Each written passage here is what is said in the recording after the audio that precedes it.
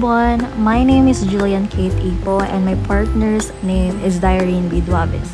Today we are going to show you our educational pamphlet.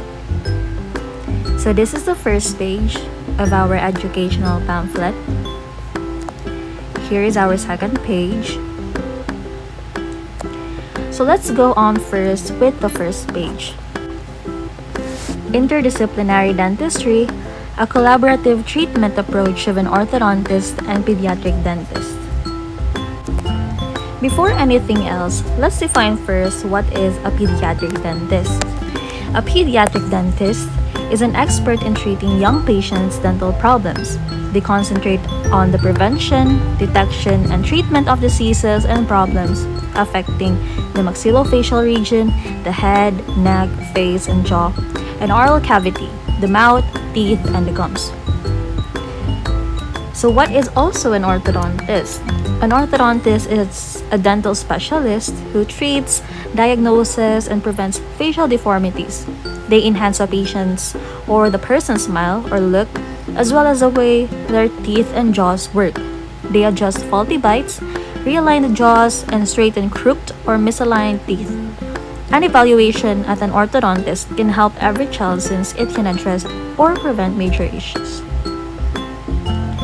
So we just connected the two columns. Since they are connected, we just differentiate the pediatric dentist and an orthodontist.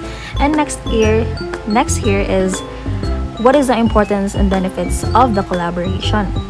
Pediatric dentists and orthodontists have many professional interests in common as they both are treating the same patient often at the same time.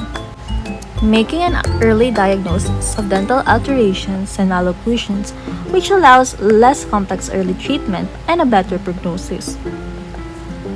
The treatment provided by both specialists often has profound effects upon the function and aesthetic.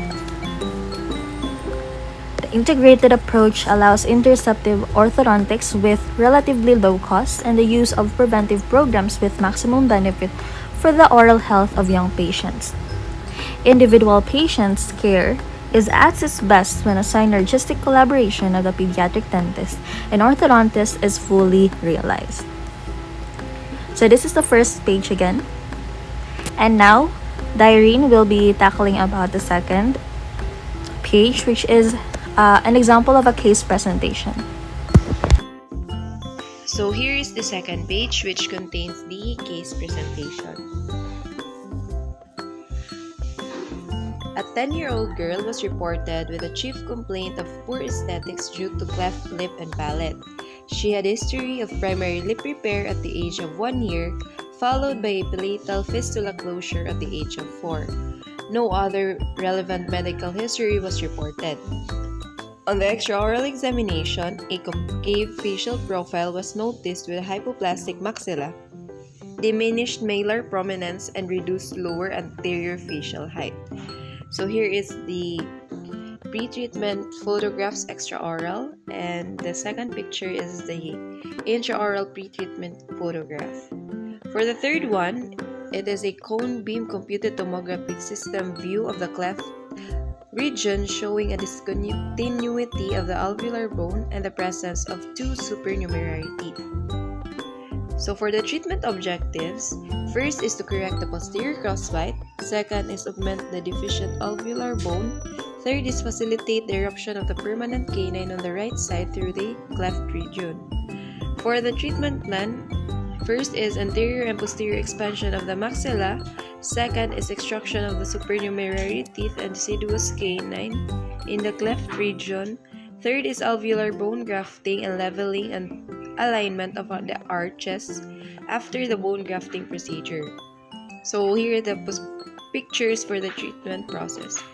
First is the intraoral photograph with an expansion appliance, post-expansion photograph intraorally, and next is the surgical photographs of the alveolar bone grafting. So here is the post-surgical photograph of a fixed appliance with retention plate. The figure 8 is the current photograph intraorally. So conclusion, The treatment of cleft lip and palate requires a comprehensive treatment protocol to effectively treat case at the various stage of development and reduce morbidity while aiming for the best aesthetic and functional result. This includes the expansion of the collapsed maxillary segment, followed by the alveolar bone grafting and fixed orthodontic therapy for leveling and alignment. As a result, maxillary protraction becomes visible and the chances of a need for surgical maxillary expansion are minimized.